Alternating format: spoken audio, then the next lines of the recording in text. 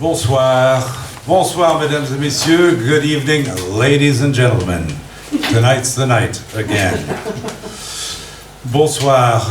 Comme je vais faire une allocution plus que de 12 secondes, comme je fais pour double change, je me suis permis d'écrire quelque chose cette fois-ci. Écoutez, merci d'abord d'être tous là pour la 73e soirée double change Woolworth. Et cette fois, un peu différent, puisque axé sur une production réellement maison. Le livre Know Your Trees, de l'Irlandais Blaise Drummond, que nous allons apercevoir après, et qui nous a ramené Virgile dans la maison. Nous collaborons ensemble depuis 2006. Mais il vit et travaille au fin fond de l'Irlande, en rase campagne. Avant ce livre, nous avons confectionné une trentaine de planches et ce soir, je vais introduire brièvement ce qu'est le voyage d'un livre d'artiste de 40 pages, imprimé en 40 exemplaires, édité par nous. Ce livre, on l'a démarré comme le fantasme qu'on réussirait une œuvre qui ne parle que de boue, que de bric-à-brac, des bouts d'idées, des esquisses, rien de construit, sans ordre, sans sens véritable. Il devait ressembler de près à l'ambiance des carnets de recherche de Blaise, qu'il manufacture tous les jours comme dépotoir d'idées, un journal qui retient la mémoire des pensées furtives, des idées de teintes, de couleurs, de stockage d'éléments et de matières observées ou piquées ici ou là. Et tout ça pour un jour, qui sait, s'en servir dans un tableau ou un litho.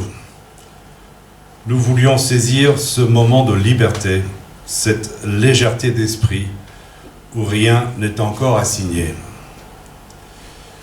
C'est le rêve, quoi. Un livre qui ne rime à rien, mais qui serait notre obsession commune de la pousser à un raffinement extrême grâce à notre impression manuelle ici, feuille par feuille. C'est notre truc. Un but commun d'atteindre une espèce de fidélité confondante avec ces bouts de rien propres à ces carnets. Mon équipe, Léa, Paul, Gaëtan et moi-même, on laborait dur saison après saison pour faire naître cette créature, ce caprice. Tout le moteur central d'un projet se passe ici. L'artiste dessine et grave sous nos yeux chaque couleur, puis nous passe la main pour d'innombrables essais à la presse, jusqu'au ce qu'on appelle le bon à tirer. Le démarrage de Blaise, en train de dessiner les lithos, graver les bois, était en 2021. Le vrai départ des premières impressions définitives en 2022. On roulait si bien en 2023 qu'on était certain de finir avant Noël. Que nenni. Je devrais savoir, faut jamais vendre la peau d'un ours. Le livre a pris 2 ans de plus. Tant de détails qui devaient se peaufiner en fin de compte, des doutes qui ont surgi sur plusieurs pans du livre, pourtant déjà essayés, validés, et puis finalement entièrement repensés. La production devenait hollywoodienne, à notre niveau. La couverture qui a créé d'innombrables tracas et tests, le balai des visites chez le relieur, le typographe et le cartonnier, puis les soirs à la maison avec Laurie et Blaise en train de plancher et rediriger le navire tant que possible. Et puis vlan, un jour enfin, on a fini par clore l'exercice en juillet 2025. Pour le montrer pour la première fois à la rentrée de septembre, à la galerie parisienne de Blaise, chez Hervé Lovenbruck, beaucoup d'ailleurs sous l'impulsion de sa directrice Alexandra, très attachée au projet depuis le début, on les remercie encore. Ce soir, on poursuit son lancement dans le lieu où ce fut construit. Un navire pareil comme Know Your Trees Ça se lance à plusieurs reprises après tout. Il est multicoque. On imaginait depuis le début que ce livre de bout de rien aurait un texte qui le parcourt. Et ce texte servirait de structure sur lequel le reste pouvait s'accrocher. Et que, une fois assis au calme, ce serait une bonne lecture. Une lecture qui donne sens aux éléments qui l'entourent. Blaise a très rapidement proposé des extraits des Géorgiques, son livre de chevet, étudiant à l'université. Cet atelier a bien donné. Depuis le début, en 1985, dans les regards contemporains des textes classiques. Le Quichotte de Mata, les Mille et une nuits de Sicilia, Pline l'Ancien avec Marc Desgrandchamps, la Théogonie d'après Hésiode avec des Poiriers, Anne et Patrick. Le Virgile était le bienvenu dans tout ça. Nous arrivons aux 40 années d'existence de cet atelier en décembre. Et pour que vous le sachiez, de jeudi à dimanche prochain, cette semaine, l'atelier lance un nouveau concept de salon autour de l'édition en art contemporain haut de gamme. Et tout ça à l'hôtel du Danube, rue Jacob, à Saint-Germain-des-Prés. C'est une affaire intime avec 20 autres éditeurs comme nous, les Top Guns américains et européens. Ça va être absolument une folie, je pense. C'est entrée libre comme ce soir. N'hésitez pas à m'en demander plus après. En tout cas, je remercie Blaise Drummond d'avoir amené les Géorgiques ici.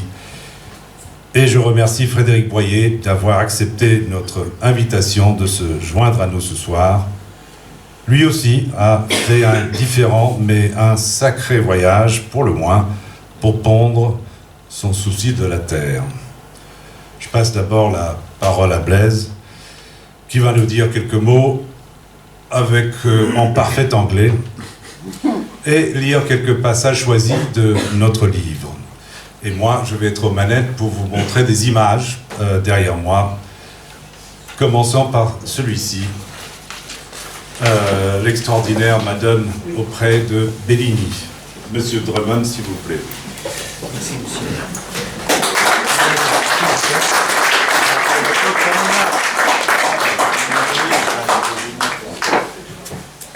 I've got to apologise that, unlike another guest tonight, I've only got one language, so I could be speaking in English. Thank you, Michael. The reason we're looking at this painting by Giovanni Bellini called The Madonna of the Meadow, also known as the Madonna del Prato, is because it was the first place my mind went when Michael asked me to make a book with him. I think because it's full of stuff of the world that is interesting to me, and it seemed like a good jumping off point.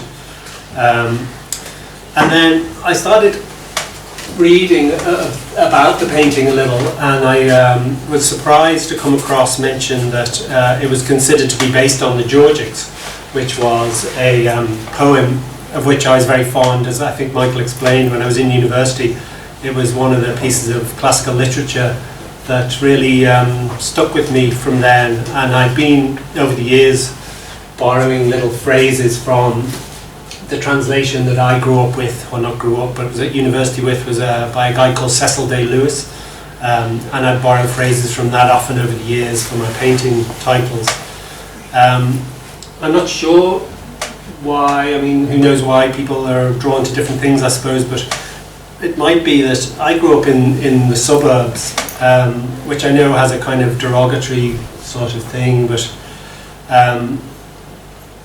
it has a kind of an aspect of the pastoral, I think, a sort of a buried pastoral of the suburbs that was, for a kid growing up, that was appealing, I think. And also my parents, my dad was a sort of shotgun naturalist.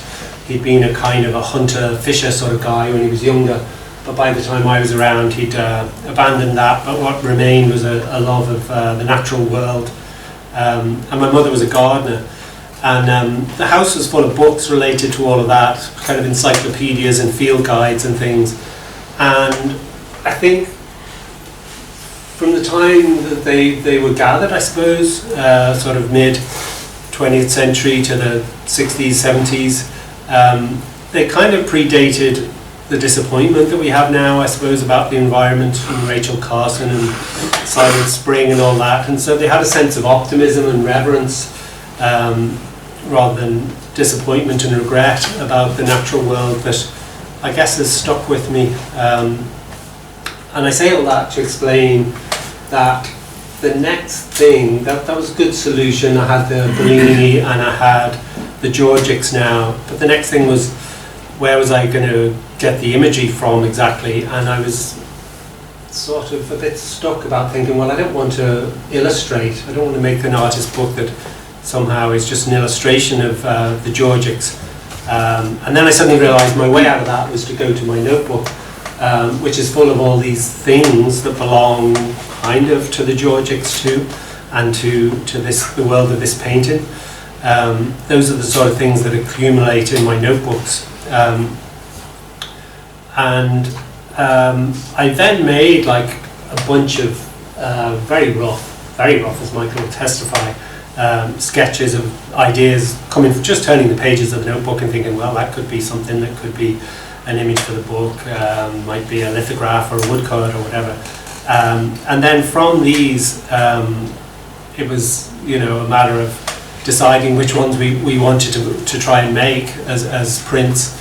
And then the fun part was trying to make some kind of connection between the pieces of text that I'd selected from the Georgics, which is obviously very, very far from the whole text. It's just little tiny samples really from books 1 and 2 of the Georgics. And it was a way to kind of align the text with the image in a way that was sort of companionable maybe, but oblique, I suppose you could say. So for example, if you look here, so there's an image, the first one I see there is of George Best, and that is with a text that finishes with the beautiful line, and the grass of its own sweet will grows green, which in my head, the green of a football pitch. George Best is maybe to my French audience you might know him, but he's a very, very famous in the Anglo world Northern Irish footballer who played for Manchester United in the 60s. And I suppose a football pitch is the apotheosis of manicured landscape or landscape altered through work, which is a lot of what Virgil is speaking about. Then there's an image further down there with the deer, and the man in the red shirt is a cover from a record I love by an American punk singer called Jonathan Richman, from an LP called It's Time for Jonathan Richman and the Modern Lovers. And it's just a really beautiful image, I think, just a portrait of him standing in golden sunlight in front of woodland. And I think maybe there's something as well about red and green. I was reading somewhere recently that I know it has appeal to me, but I think there's a notion that it might be hardwired into all of us from our kind of hunter-gathering days, that red against green is a ripe fruit against the foliage, and that tells you this is a good thing to eat and sweet and nutritious. So I don't know, maybe that's why an image like that just appeals to me, the red and the green. Then I think further down is an image, you'll see a photograph, an old photograph of Lev Tolstoy and Gorky. And I suppose that cropped up in my notebook and is now in Know Your Trees because of the overlap in terms of what Lev Tolstoy felt about the world and land and the care of it, his sort of pastoral vision for Yasnaya Polyana, his estate.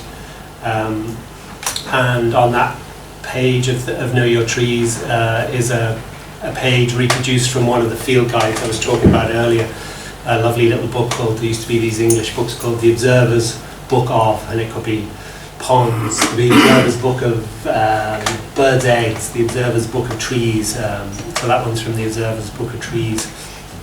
Just the idea that you could, I don't know, describe the world and contain the world in all these little volumes that slip into your pocket. And then there's an image of a bird, and the text says turn stone, and that's from a few years ago being on the beach in Ile de Ré, a big long beach called Conche, with my children, and we were out walking, and I saw this bird, or a bunch of little birds, and they were picking up stones and turning them over and packing things underneath. And later when I got to my phone or a book or whatever, I looked up to see what this bird was, and saw it was called a turnstone, a tourne-pierre in French. And I think maybe there's something in Know Your Trees that's kind of a current running through it, is about that. It's about the use of language and naming things to control them. So in Virgile there's a lot of lists of names of trees and plants, and I think that's a thing about the project of mastering landscape, I suppose. So anyway, let's just give you a little context of why the book looks like it looks and how it came about. And now the plan is I read a few bits from this book, and then Frédéric will take over with some French reading from his translation. Okay. What makes the cornfields happy? Under what constellation it's best to turn the soil, my friend, and train the vine on the elm? The care of cattle, the management of flocks, the knowledge you need for keeping frugal bees.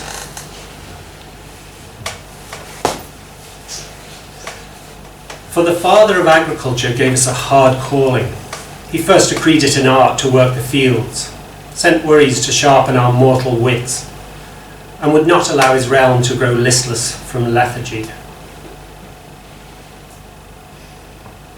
Early spring, when a cold moisture sweats from the hoarhead hills, and the brittle clods are loosening under a west wind, is the time for the bull to grunt as he pulls the plough deep driven, and the ploughshare to take a shine, scoured clean in the furrow. That crop which twice has felt the sun's heat, and the frost twice, will answer at last the prayers of the never satisfied farmer, and burst his barns with an overflowing harvest. But plough not an unknown plain. First you must learn the winds and the changeable ways of its weather, the land's peculiar cultivation and character, the different crops that different parts of it yield or yield not. A corn crop here. Grapes there will come to the happier issue.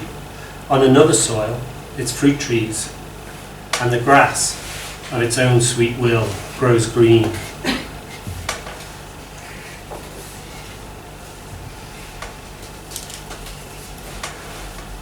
Be the first to dig the land, the first to wheel off the prunings for the bonfire, the first to bring your vine poles under cover, but the last to gather the vintage. Twice will the vines grow thick with shade, and twice will a tangle of briars overrun the vineyards. Each makes for hard work, so admire a large estate if you like, but farm a small one. For a law of nature makes all things go to the bad, lose ground and fall away. Just as an oarsman, when he's sculling his skiff against the current, needs but relax the drive of his arms a little, and the current will carry him headlong away downstream.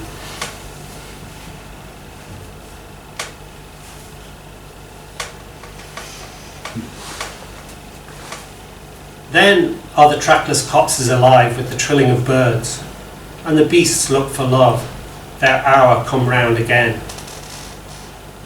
Lovely the earth in labour, under a tremulous west wind, the fields unbosom, a mild moisture is everywhere.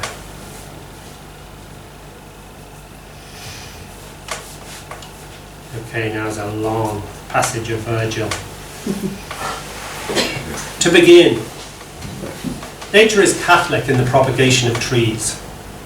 Some without human help spring of their own sweet will, and spread abroad by winding streams and on plains. Soft osier, the bending Spanish broom, poplars and the pale willow that shows a silver blue leaf. Again, some grow from seed they have dropped. The high-tiered chestnut, the common oak, most prolific of leaf amongst woodland trees, and the oak that in Greece they fancy is able to tell their fortune. Others, like elm and cherry, have a thick undergrowth, cropping up from their roots. The Parnassian bay tree also, when tiny, shelters beneath the immense shade of its mother. Nature gave from the start such modes to evolve the green of each tribe of trees, in forest, shrubbery, sacred wood. Others we found by experience. One man takes suckers off the tender stock of the mother and plants them in trenches. Another fixes sets in the field by notching stakes crosswise or sharpening the wood to a point. Some forest trees there are prefer the pinned-down arches of the layer that make a nursery alive in the parent's earth. Some need no root, and the pruner can safely commit to the soil cuttings from a high branch. What's more, and this is a marvel, if you take a saw to the trunk of an olive, a root will come pushing out from the dry wood. Often again we observe the boughs of one tree change without harm into another's. Grafted apples growing on a pear, and stony cherries reddening on a plum tree.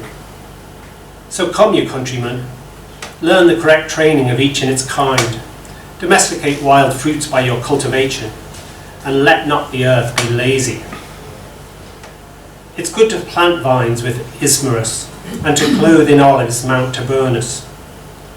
And you be at hand and help me complete the task I've begun, my pride, who rightfully share the chief of my renown, my friend. And unfurl your flying sails, for the sea lies open. I cannot hope to include everything in my poem, no, not if I had 100 tongues, 100 mouths, and a voice like iron. But come and coast the shore, dry land is near. I'll not detain you with lengthy preambles, digressions, or any poetic fiction.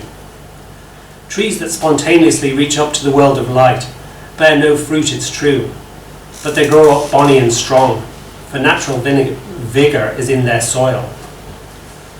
Yet even these, if you graft them or transplant them into prepared trenches, will cast their wildwood ways, and by constant cultivation be disciplined soon to whatever habits you design for them. Even a barren sucker that shoots from the bottom of a tree will do the same if you plant it out in open ground.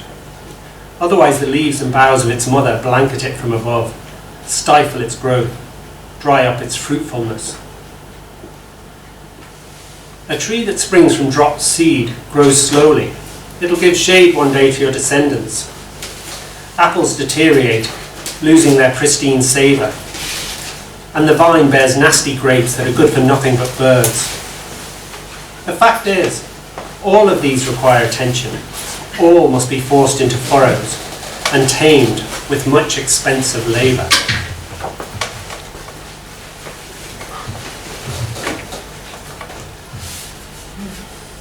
Crops fail. A prickly forest comes pushing up. Goosegrass, star thistle, unfeeding darnel and barren wild oats tyrannise over the shining tillage. Unless you make war on the weeds relentlessly with your mattock and scare the birds away and pare with a billhook the darkening overgrowth of the country, and the rain has come to your call, vainly, alas, you will eye another man's heaped up harvest and relieve your own hunger by shaking an oak in the woods.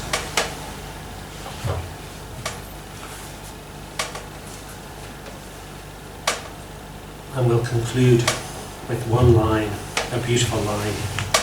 And send to our sown fields the plentiful rain from heaven. And there concludes today's reading.